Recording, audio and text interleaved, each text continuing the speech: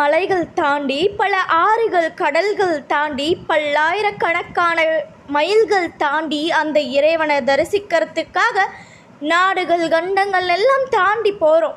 இந்த ஸ்தல இறைவனை தரிசிக்க நடுக்கடலில் நடக்கணும் அப்படின்றது தான் நியதி. நடுக்கடலில் நடந்து போய் எப்போது அலை திரும்ப வருமோ, என்ன ஆகுமோ அப்படின்ற திகிலோடு பூஜை செய்யும் பக்தர்கள் கூட்டம் அதிகபட்சம் ஒரு 2 மணி நேரம்தான். எச்சரிக்கை குரல் ஒலிக்குதோ இல்லையோ, அதுவரை காணாமல் போயிருந்த அந்த அலைகள் மறுபடியும் கோவிலை நெருங்கும்.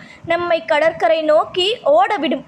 கடற்கரையில் இருந்து திரும்பி பார்த்தால் நாம் ஏறி நின்று வழிபாடு செய்த கோவிலை காணாமல் போக செய்திருக்கும். கிருஷ்ணரை இடம் மாற்றி வைப்பதற்காக சென்ற வாசுதேவருக்கு எப்படி கடல் அலைகள் வழி விட்டதோ, அதே மாதிரி இந்த சிவனை தரிசிக்க செல்லும் பக்தர்களுக்கு கடல் அலைகள் உள்வாங்கி